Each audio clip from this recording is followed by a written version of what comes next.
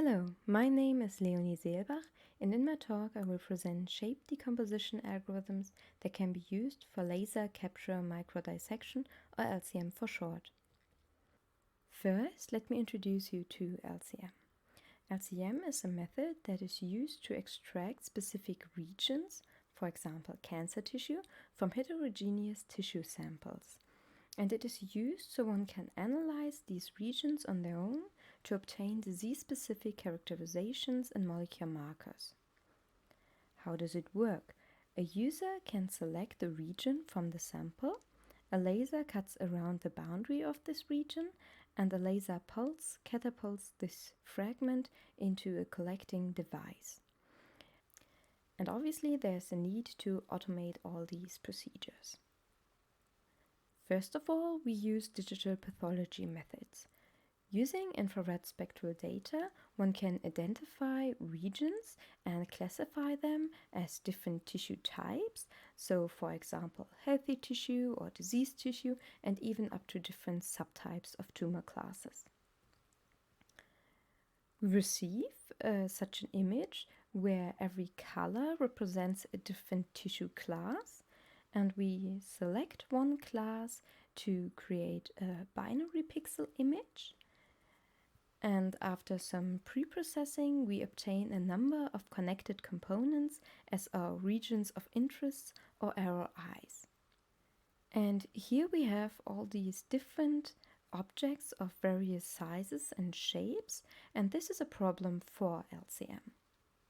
On the one hand, the extraction is not successful if the regions are either too small or too large. And while LCM works great for approximately round shapes, it does not for these complex and ramified shapes we see in practice. And this is because the laser pulse is concentrated on only one point on the object's boundary.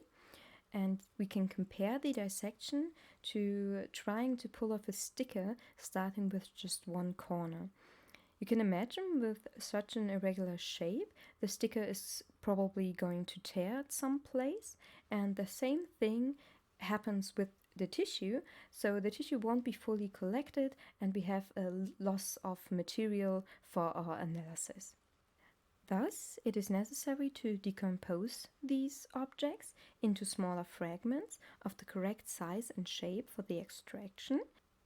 And as each connected component can be interpreted as a simple polygon, we consider the following problem of constrained decomposition of polygons. Given a simple polygon P, and for now we are only considering polygons without holes, we want to compute an optimal decomposition of P in which every subpolygon is feasible. And basically there are two ways how we can include constraints that are given by some application. On the one hand, as feasibility criteria, and on the other hand, as optimization goals. Our approach for this problem is based on the skeleton or medial axis of the polygon, here seen in green, in the sense that we only allow specific cut edges that depend on the skeleton. And our method is basically a framework in which different constraints can be included. First, I will present the algorithm in general, and then we look at some results for different constraints and for our application on tissue samples. Let's start by giving some definitions. The medial axis or skeleton of a polygon P, here again in green, is a set of points that are centers of maximal disks inside of P. Each skeleton point has at least two contact points where the maximal disk touches the boundary, and skeleton points with a degree of at least 3 we call branching points, and those with degree 1 are the endpoints. And the skeleton consists of arcs that we call skeleton branches, which meet at the branching points. And we have the property that if the polygon has no holes, the skeleton is an acyclic graph. In our application, we have a discrete input and a discrete output is expected. And because of that, we compute a discrete and also pruned, meaning simplified, skeleton, which consists of a finite number of skeleton pixels as our skeleton points. So, as I mentioned before, we only allow specific cuts in our decomposition. Namely, these are the line segments between skeleton points and their contact points. So here we have a subpolygon that is generated by two skeleton points on the same branch. And if one of these points is a branching point, we choose the two contact points that belong to this branch. But of course, we could also have subpolygons that are generated by a larger number of skeleton points. For our decomposition method, let us first look at the special case that we only allow subpolygons that are generated by exactly two skeleton points. And this means that we can decompose each skeleton branch on its own. So let's take, for example, this branch SK here, where we number the skeleton points from 1 to nk. And for our decomposition, we use a dynamic approach. We have a feasible decomposition of a polygon up to a skeleton point I if either the polygon itself is already feasible, or we have a skeleton point J such that the polygon between I and J is feasible and the remaining polygon, here in gray, has a feasible decomposition. And if we have some optimization goal, we can just choose the optimal point J. And we compute if there exists a feasible decomposition for each skeleton point I from 1 to nk. So after we computed the decompositions for each branch individually, we can combine them in the end. And this computation has a quadratic runtime and the number of skeleton points. But it also depends on the feasibility constraint that was used and how efficient one can determine if a polygon is actually feasible. Let us look at one example. If we apply a lower and upper bound on the area of the fragments, we can compute all the feasible subpolygons beforehand and then check the feasibility during the computation in constant time. And this would result in this runtime here, for m being the number of polygon vertices.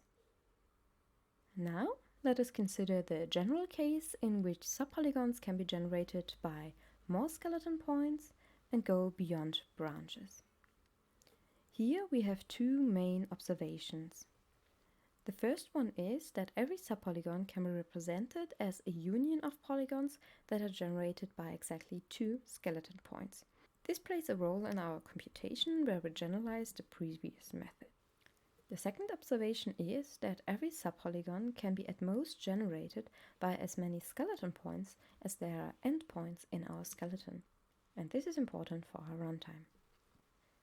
As we consider polygons without holes, we know that our skeleton has no cycles and can be interpreted as a tree. And we do this by placing the root at an arbitrary branching point, building up a tree like this one here. And we want every node to correspond to a certain cut in the polygon. And for that we have to duplicate all the branching points to provide the different cut edges on these corresponding branches. Now every subtree of a node I corresponds to a polygon that we call Pi, and we can use a bottom-up approach to compute the decompositions for each node in our tree. Similar as before, there exists a feasible decomposition of a polygon up to a point I, or a node I, if either the polygon itself is already feasible, or there exists a polygon P' ending in the point I, and feasible decompositions of all the connected components of Pi without P'. And here we have to consider different combinations of points that, together with I, can form such a polygon P'. And again, we can also choose the optimal combination of points. And if we reach the root node R, we know if there exists a feasible decomposition of the whole polygon. And obviously, the computation for the root node dominates our runtime, and the maximum number of combinations to consider is O of n to the power of k, for k being the number of leaves in the skeleton tree, or the number of endpoints in the skeleton. And again, our runtime depends on which feasibility constraint we used. Note that this computation only works for skeletons where the degree is at most 3, which is the case for our application.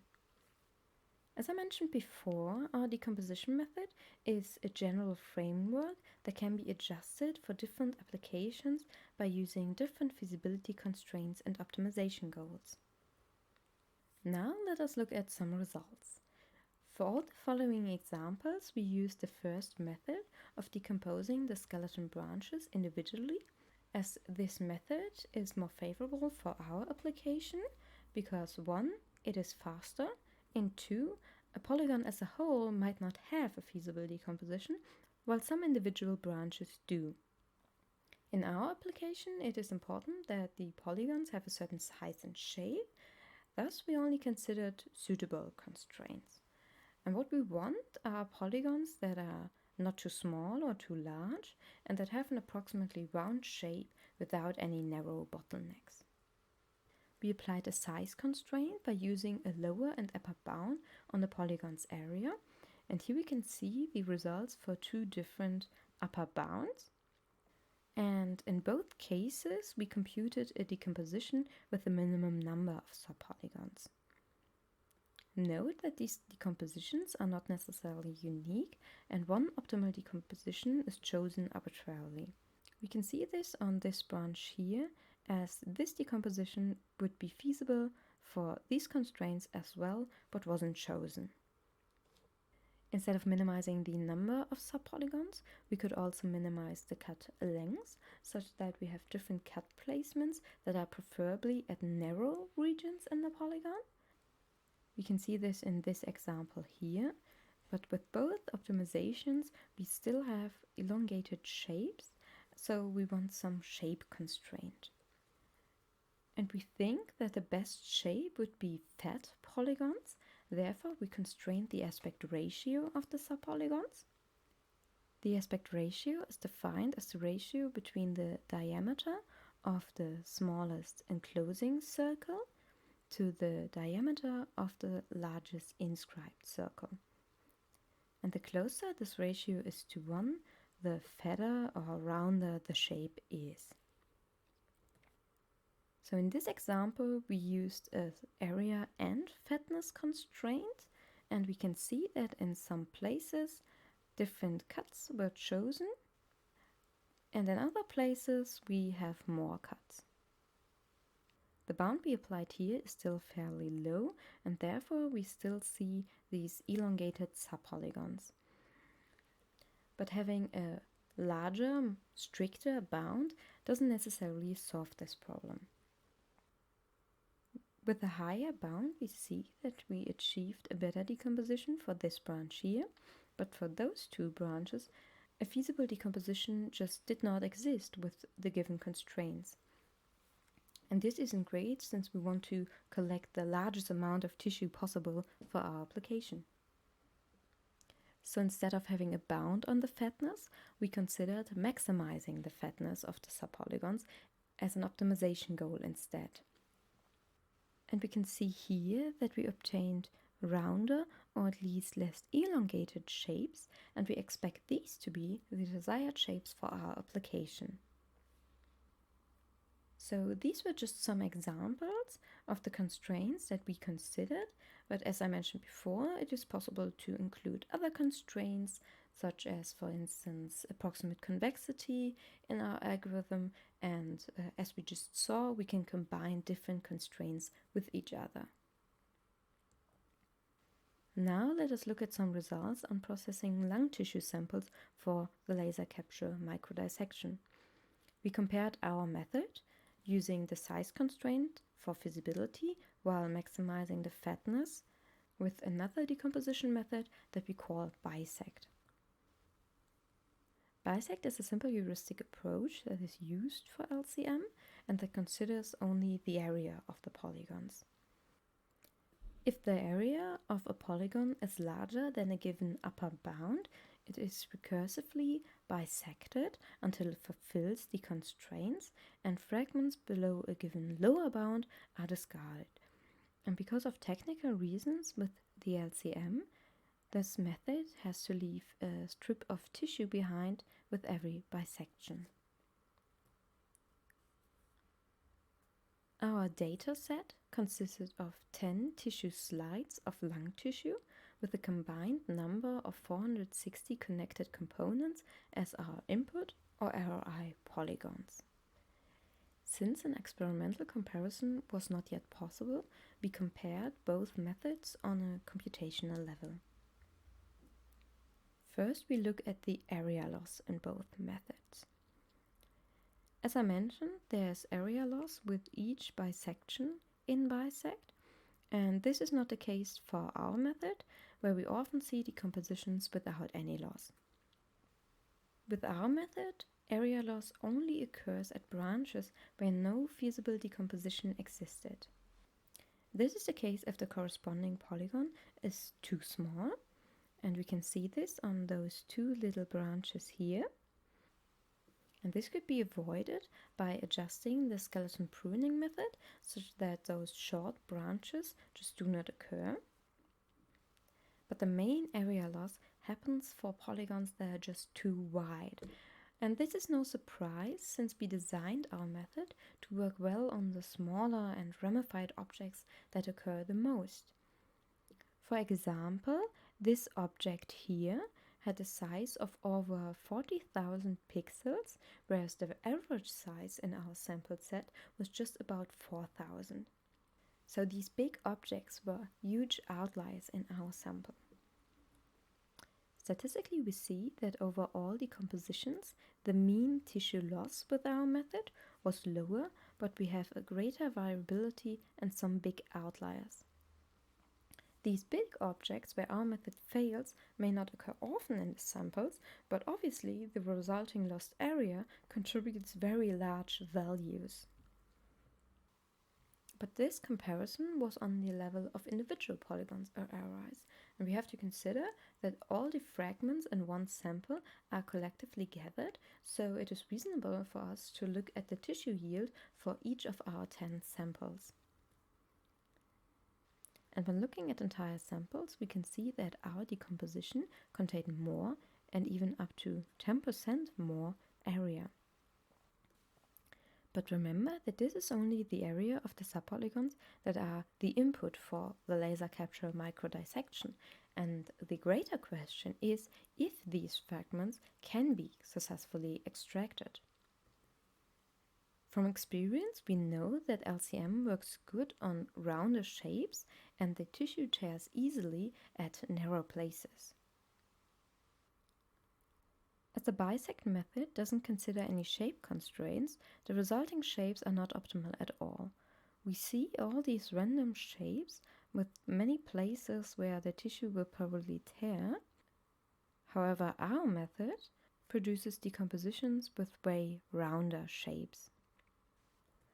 On the other hand, we saw that bisect is able to produce nicer shapes for the fat objects where our method fails. And statistically, we see that on average the fatness of our decomposition was much higher than the one in bisect. And we see a similar result when comparing the fatness distribution for each computed fragment. This shows that without applying any shape constraint, subpolygons with the desired shape won't naturally occur, and even without applying a strict bound on the aspect ratio, we are able to achieve high values with our optimization. So we expect this to be the main advantage of our method in practice. I showed you the framework of our decomposition method, and we looked at some results for different constraints and for the decomposition of tissue samples in comparison to a different decomposition method. And after this theoretical proof of concept, it is important to validate our results in the practical application and to compare the actual amount of successfully extracted tissue. To further reduce the amount of tissue loss in our method, we're working on some improvements. On the one hand, by improving the skeletonization method, or rather the pruning of the skeleton. And as our method is not designed for large fat shapes, we think that a combination of different decomposition methods will achieve the best results in practice. Thank you for listening, and goodbye.